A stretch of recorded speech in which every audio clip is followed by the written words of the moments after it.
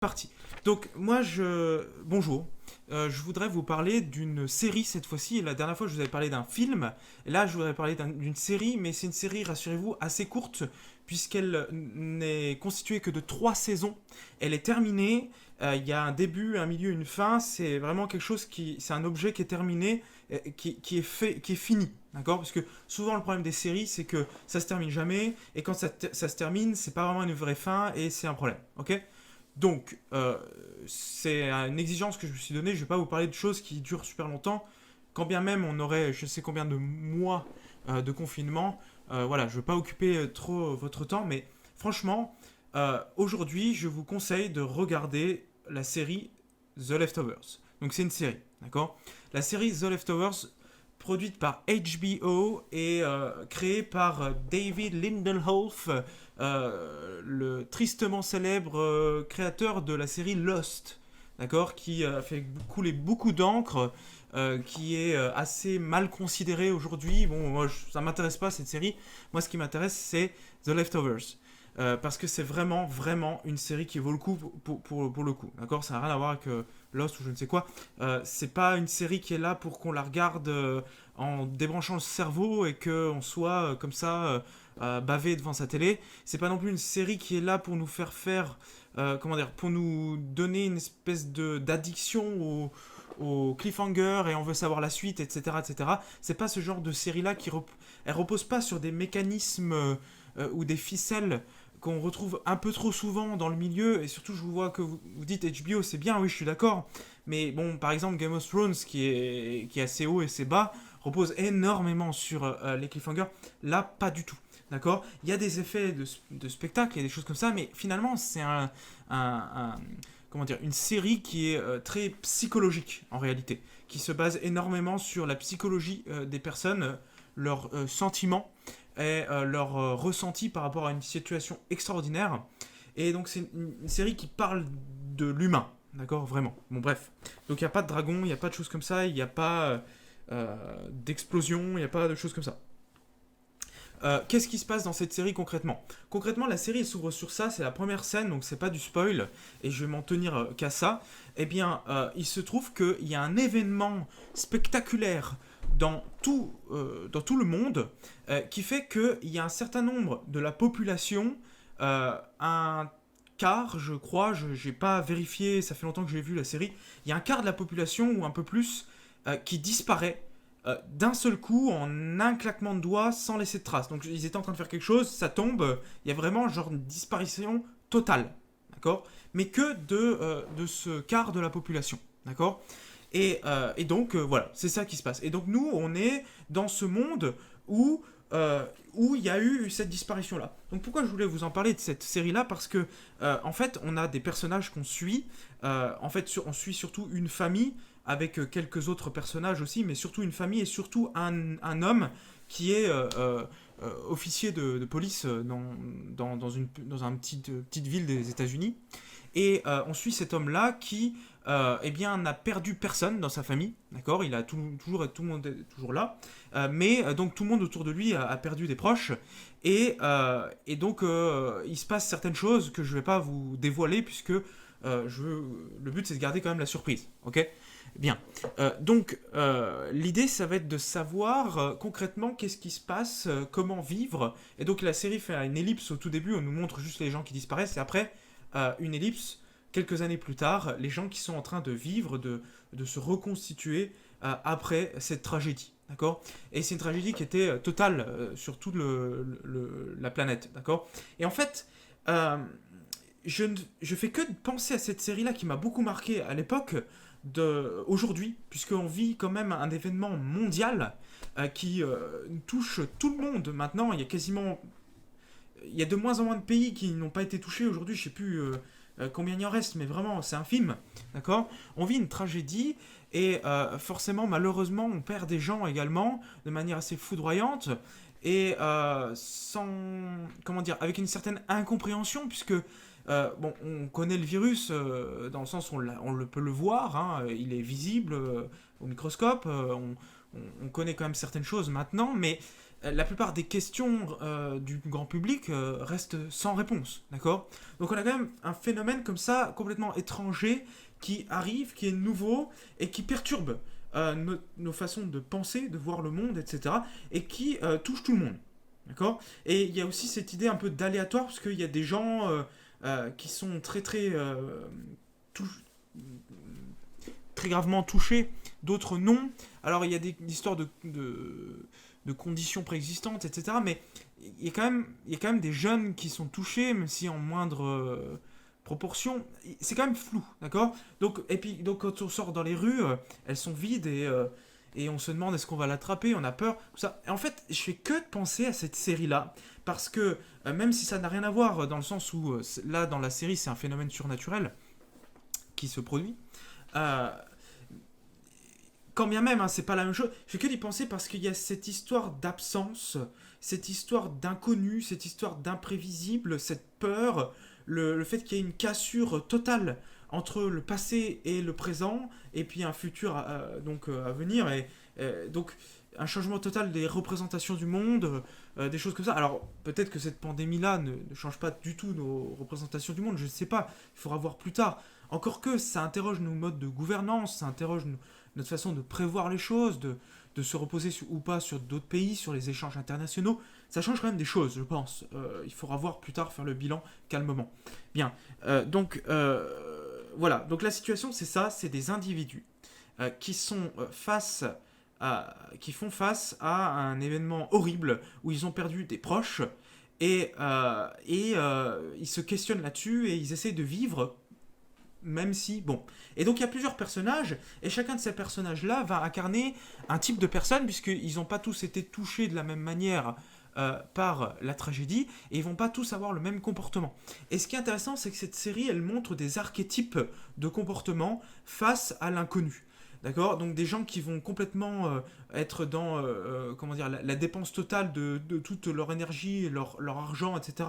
Ils vont tout flamber comme s'ils allaient mourir demain. Des gens qui sont très cyniques, très pessimistes, d'autres qui restent courageux, optimistes, etc. D'autres qui se questionnent sur leur foi en Dieu, puisque on va voir, ça interroge quand même la religion.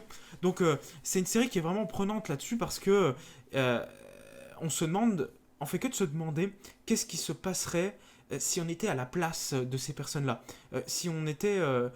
en fait, ceux qui restent, c'est ça que ça veut dire, the leftovers. C'est les gens qui restent. On fait que de se demander, tiens, si je faisais partie de ceux qui restent, comment est-ce que je me sentirais si j'avais perdu un peu comme ça. Est-ce que je vivrais confiné dans un bunker en attendant, en ayant peur que ça se reproduise? Est-ce que... Bon... Donc, il y a combien d'épisodes? Il n'y en a pas beaucoup, il y a 3 saisons, et il y a genre, je sais pas, entre 10 et 15 épisodes par saison. Je dirais plus 10 que 15 d'ailleurs. Donc, on va dire une trentaine d'épisodes. Franchement, ça se regarde assez vite, surtout qu'on est très pris. Alors, il y a une charge émotionnelle, hein, quand vous regardez ça, il y a une espèce de tristesse comme ça pendant toute la durée de la série. Et c'est magnifique, la bande son elle est magnifique, la façon de filmer aussi est très belle, les personnages sont vraiment très intéressants. Et ce qui est intéressant aussi, c'est que ça apporte des questions. C'est aussi pour ça que je vous en parle, puisque je vais essayer de faire le lien quand même avec la philo pendant quelques minutes, hein, pour quand même justifier le truc par rapport à la philo et à notre programme. Donc, la question qui se pose, c'est quand on se met à la place des personnes quand on regarde ces personnes-là qu'on suit, c'est finalement la question que tout être humain se pose face à un drame. Pourquoi est-ce que moi j'ai eu la chance d'être épargné? Pourquoi est-ce que à moi il ne m'est pas arrivé ça? Et pourquoi est-ce qu'à l'autre il lui est arrivé ça? D'accord? On cherche tout de suite des raisons. On veut les raisons, on veut la logique des choses, d'accord? Parce que en fait notre intellect il fonctionne selon un certain principe et selon le principe qu'on appelle le principe de raison suffisante. Le principe de raison suffisante, c'est tout simplement comme son nom l'indique, on cherche des raisons, des causes qui suffisent à expliquer quelque chose. D'accord? Pour chaque événement qui se produit devant nous, on suppose qu'il existe une explication qui rende compte suffisamment de l'ensemble. Alors, donc, pas forcément qu'on connaisse tout, etc., mais que forcément, quand bien même on n'y arriverait pas à comprendre tout de suite, on pense qu'il existe une cause cachée et que plus tard on aura les outils pour le comprendre. Bonjour, bonsoir. Donc ça pose cette question de pourquoi est-ce que moi je suis épargné, pourquoi pas eux. Et vous allez voir que ça va avoir des intrications à la fois scientifiques et religieuses, etc. etc. Euh, Ce que ça montre en général cette série, c'est le concept, le repère qu'on avait vu en cours de contingence. La contingence, c'est cette idée que quelque chose pourrait être différent. Un événement aurait pu se passer autrement ou aurait pu ne pas du tout exister. Donc par exemple, moi ou vous auriez pu être différent, vous auriez pu avoir les yeux bleus. Vous auriez pu avoir les cheveux d'une autre couleur. Vous auriez pu naître du sexe opposé. Etc. etc. D'accord et puis le pire de tout, c'est vous auriez pu ne pas exister. D'accord. Ce qui est vraiment très difficile à concevoir, parce qu'on essaie de se dire, tiens, si mes parents s'étaient pas rencontrés, ou etc., qu'est-ce que ça aurait donné un monde sans moi. Bon, on a du mal à... Bon, c'est des questions comme ça qui font un peu peur, hein, mais c'est cette idée de contingent. Tout ce qui nous entoure, tout ce qu'on voit, en fait, est contingent, dans le sens aurait pu ne pas exister, n'aurait pu... Bon. Et donc, en fait, cette série, elle met vraiment en relief cette idée-là, puisque là, on est face à un phénomène qui fait que, en fait, moi, j'aurais pu disparaître pendant la tragédie. C'est mon voisin qui a disparu, mais en fait, moi, j'aurais pu être à sa place, puisqu'on ne connaît pas les règles de qui disparaît et qui disparaît pas. C'est vraiment la règle de la série. C'est qu'il y a ce point de départ fantastique au sens de science-fiction, d'accord. Merci Nico. Il y a un point de départ comme ça d'un événement fantastique, mais après, il y a plus d'événements. Vous avez, je parle après le premier épisode, hein, après je dis rien, mais dès le premier épisode, on est plusieurs années plus tard, et il n'y a plus de disparition. Donc, mais allez, bon, vous me faites rougir, pardon, mais euh, l'idée c'est que on fait que de se demander pourquoi est-ce que pourquoi j'ai pas disparu, quelles étaient les règles. Est-ce que c'est les personnes gentilles qui ont disparu et donc ils sont partis peut-être au paradis, ça irait avec nos conceptions religieuses hein, des choses, et que nous en fait on est resté sur terre parce que Dieu nous a abandonnés. Genre vous restez dans ce monde qui est quand même assez méchant la terre. Hein. Bon, euh, est-ce que nous on était laissés sur cette terre qui est en fait l'enfer. On parle souvent de l'enfer sur terre. Peut-être qu'en fait on est en enfer et que Dieu a ramené parmi lui, enfin, il a ramené chez lui les anges, les bonnes âmes, et il a laissé les mauvaises. Ou alors l'inverse, il a puni les méchants et nous il nous laisse vivre, d'accord. Il y a deux interprétations possibles. Après, il y en a encore d'autres, hein, mais par rapport à ça. Alors, le problème, c'est qu'il y a des bébés qui ont disparu. C'est difficile de penser qu'ils seraient méchants. Bon, bref. Oula. Euh, Pardon. Téléphone qui est tombé. Euh, Donc, vous avez comme ça des questions qu'on appellerait métaphysiques, des questions plutôt existentielles, où vous vous demandez pourquoi est-ce que je n'ai pas disparu, pourquoi est-ce que je suis toujours là, pourquoi est-ce que les autres ont disparu. L'autre question qui se pose, c'est vous ne connaissez pas les règles du jeu. Donc vous êtes face à un événement nouveau qui brise les lois physiques, ou en tout cas qui ne semble pas s'expliquer par les lois physiques que vous connaissez, et euh, en découle un certain nombre de chamboulements sur votre représentation du monde. Vous aviez l'idée d'un monde où tout est stable. En tout cas, il y a une certaine stabilité. C'est-à-dire les gens qui existent, ils disparaissent parce qu'il y a une raison. D'accord. Ils disparaissent pas comme par magie. Bon. Donc du coup, il y a un certain nombre d'évidences qui sont cassées. Et donc vous allez vous demander, peut-être que ça peut se reproduire. Si demain, il y a encore la moitié des gens qui disparaissent, à quoi ça sert que je continue à aller au boulot? À quoi ça sert que je continue à être gentil avec les gens que j'aime pas? À quoi ça sert que je continue à amasser plein de richesses, avoir à construire en fait? Est-ce que je suis pas en train de construire un château de cartes qui s'écroulera plus tard. Est-ce que je suis pas en train de construire sur du sable, en fait? Et ce sable, c'est cette imprévisibilité des phénomènes, tels que la disparition de tout le monde. Et on est tout à fait d'accord, USPOW, que oui, on a perdu cette stabilité en ce moment à cause du virus, et on a peur, et c'est encore pour ça que je dis que je fais que de penser à cette série-là, parce qu'il y a vraiment un basculement sur l'existence, sur le monde, sur les évidences.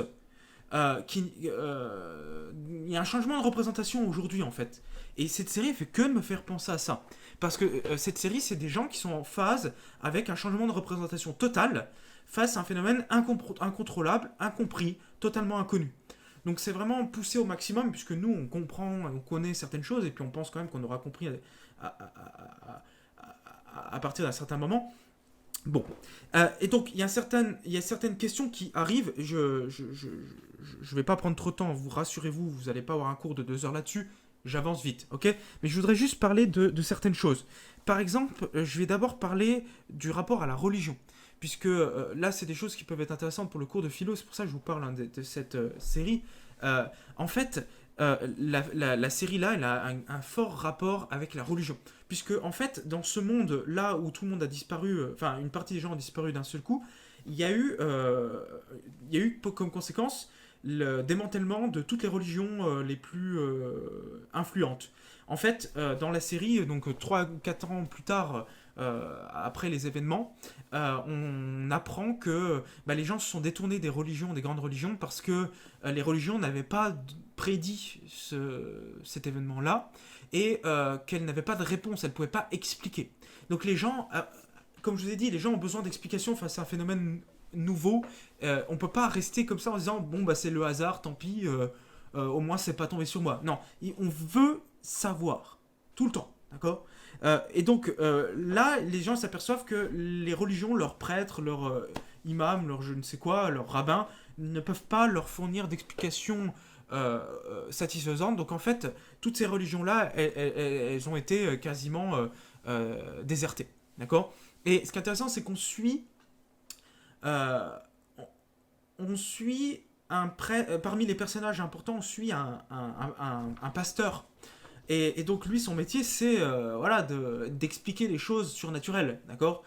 Et en tout cas d'apaiser les gens par rapport à leur peur du surnaturel. Et donc en fait, finalement, on voit 2 positions dans cette série-là.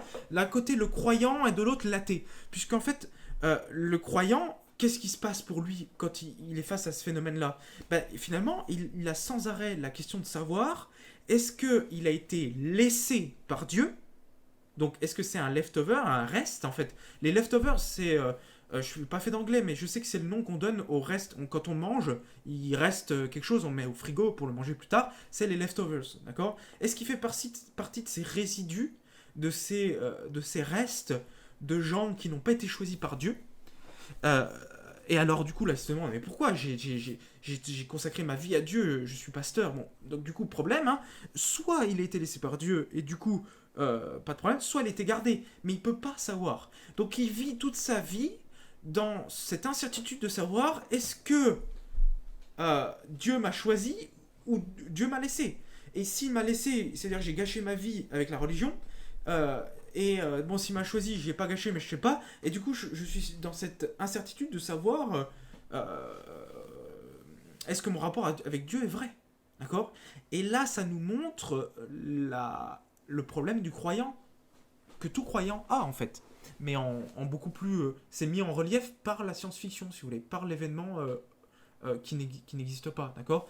euh, euh, Puisque tout croyant se pose forcément la question de savoir si il est en bon rapport avec Dieu, c'est-à-dire s'il est pieux, s'il respecte bien ce qu'il faut, et, il est toujours en train de se demander s'il croit vraiment, si voilà, s'il est, sans arrêt face aux épreuves du quotidien, etc. D'accord? Donc ça, c'est le croyant. Le croyant, il est en prise avec cette question de savoir est-ce qu'il a été laissé par Dieu ou est-ce qu'il a été gardé. Et donc il est pas tranquille.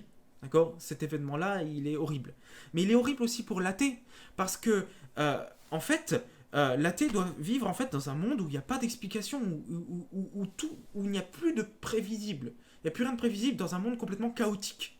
D'accord, où tout peut toujours tout événement comme ça peut arriver sans. Vous savez, l'athée normalement il est un peu rationaliste. Il pense que bon bah faut se baser sur les sciences. Le problème, c'est que non seulement les religions ont été désertées, mais les scientifiques également ont été abandonnés dans ce monde parce que les scientifiques n'ont pas été capables de donner une explication rationnelle de pourquoi les gens ont disparu.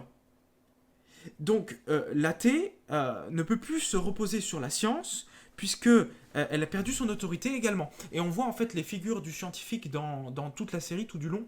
C'est des gens qui sont pas du tout fiables. C'est des gens qui, euh, en fait, sont aussi superstitieux. Et j'en viens au mot le plus important, l'idée la plus importante de cette série. C'est une série sur la superstition. Parce que qu'est-ce que font tous les gens dans la série? Ils font que d'essayer de produire des inférences, c'est-à-dire de généraliser des choses qu'ils voient.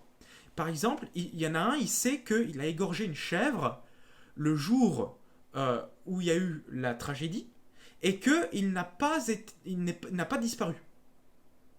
D'accord? Donc qu'est-ce qu'il infère, qu'est-ce qu'il induit de cette situation comme un humain de base, et ce qu'il faut absolument pas faire, c'est que c'est le fait d'avoir égorgé la chèvre qui l'a épargné de disparaître. D'accord? Donc il confond ce qu'on avait vu en cours, hein, la corrélation, c'est-à-dire il y a un rapport de cause à effet, si je fais ça, alors ça va se produire de manière sûre. Okay, ce qu'on peut savoir par exemple quand vous lancez une pierre, vous savez de manière sûre qu'elle va retomber à cause de la gravité. Okay, vous lancez quelque chose, ça tombe, la gravité, cause, effet. Ça c'est normal. Par contre, la corrélation, c'est de croire qu'il y a forcément une cause derrière quelque chose. D'accord? Par exemple que bah, si vous avez eu une mauvaise journée aujourd'hui, c'est parce que vous avez vu un chat noir. D'ailleurs, vous reliez deux événements qui ne sont pas reliés normalement. Ou en tout cas, vous n'êtes pas capable de prouver le lien. Bon, bah lui, il égorge. En fait, du coup, quelle est la cause? Quelle est la conséquence? Il va égorger une chèvre par jour pour se protéger d'une future disparition. Il y en a une autre personne qui essayait sa robe de mariée. Et elle n'est pas disparue. Elle n'a pas disparu. Donc qu'est-ce qu'elle fait pendant toute la série? Elle met sa robe de mariée tous les matins pour ne pas disparaître. Et les gens font des liens entre des choses qui n'en ont pas par pure superstition. C'est un délire de la rationalité, un délire de l'interprétation. D'accord? Donc voilà pourquoi vous devez regarder cette série parce qu'elle parle de la superstition, mais il y a beaucoup d'autres figures comme ça. Par exemple, il y a une secte, puisque j'ai parlé de religion, il y a aussi, donc ça montre les difficultés par rapport à la foi, croire en Dieu, etc. Mais ça montre aussi le mécanisme d'une secte, puisqu'on est dans une secte pendant un moment, c'est une secte qui a pris de l'ampleur après la tragédie, puisque les religions ont disparu, mais du coup il y a un appel d'air, hein, il y a besoin de croire en des choses. Donc du coup il y a plein de sectes qui se sont créées dans ce monde fictif, et il y a une secte super intéressante où les gens en fait on décide de vivre dans des grandes maisons ensemble et ils font le vœu de silence, il n'y a plus personne qui parle, ils s'habillent tous en blanc et ils font que de fumer cigarette sur cigarette. Et la principale de leurs activités c'est de rappeler aux autres par leur présence et par des cartons en montrant avec des messages rappelez-vous que vous allez disparaître, n'oubliez pas, etc. Euh, euh, euh, ils s'appellent les guilty remnants, c'est-à-dire les coupables restants. Enfin, il faudrait traduire autrement, je suis très nul en traduction, les gens qui restent coupables. Bon.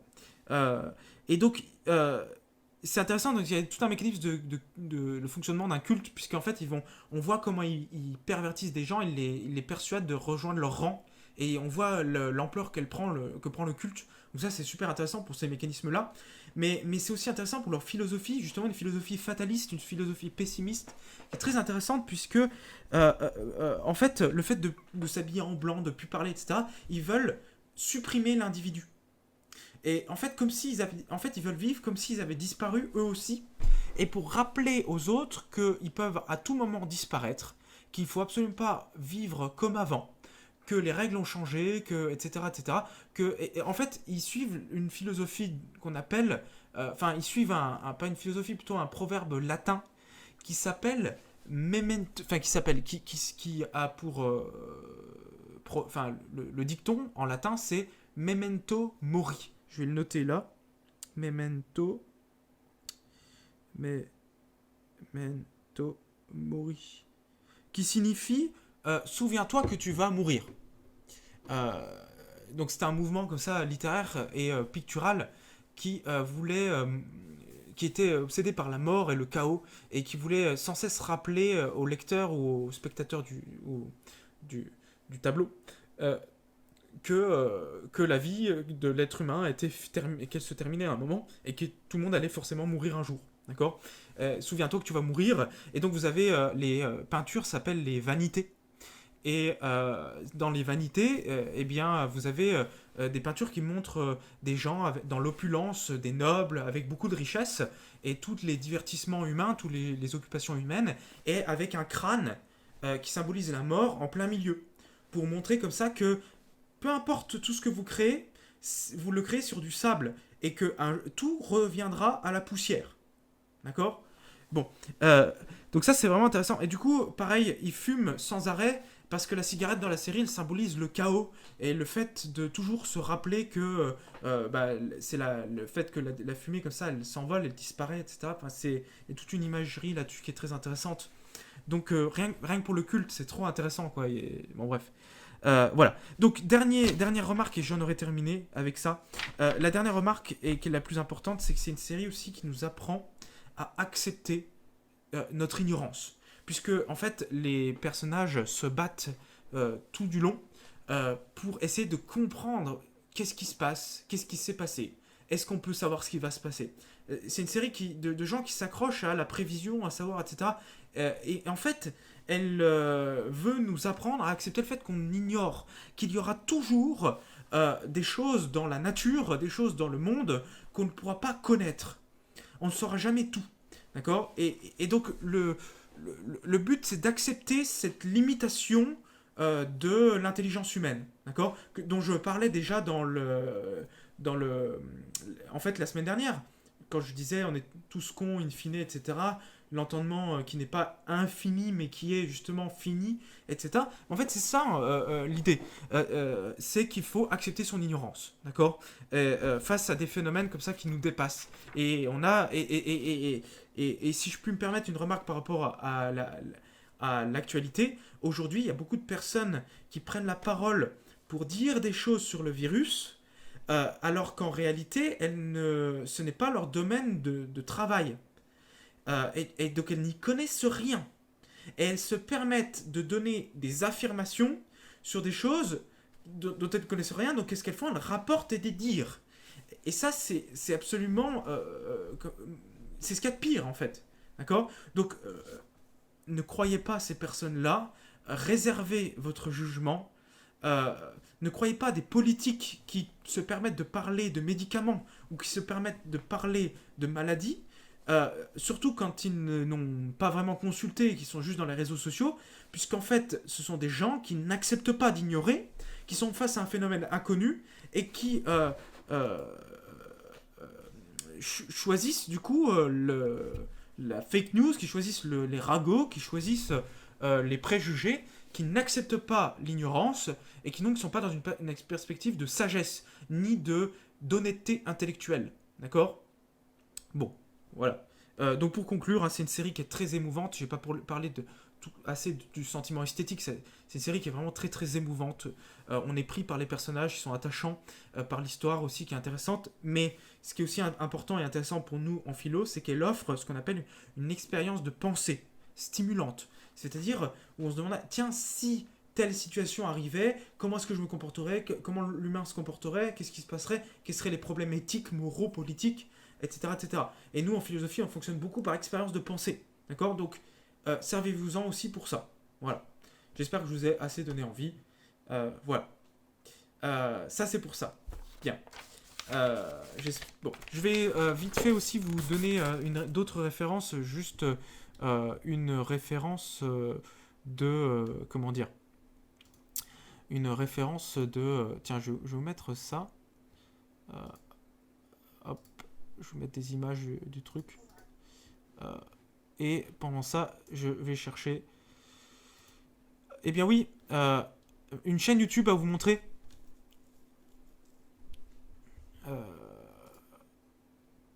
Qui serait intéressante pour continuer à se cultiver pendant ce confinement.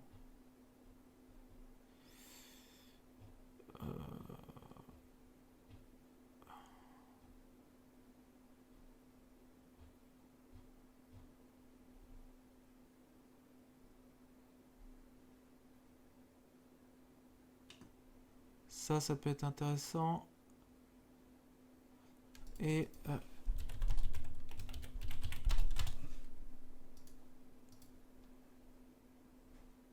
ok. Bien. Donc je vais vous montrer deux chaînes. Est-ce que je vais y arriver? Paf.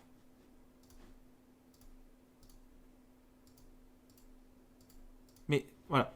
Première chaîne que je vous montre, que vous connaissez certainement, hein, parce qu'elle est très connue, c'est la chaîne du Fossoyeur de films. Si vous voulez justement profiter du confinement pour parfaire votre culture et votre cinémathèque, le Fossoyeur de films, c'est quelqu'un qui parle de cinéma et qui en parle bien. Vraiment de manière très très intéressante, puisque c'est quelqu'un qui sait parler à l'oral, qui sait être captivant, qui sait ne pas jargonner, voilà, qui sait parler de manière passionnante des choses qu'il aime bien.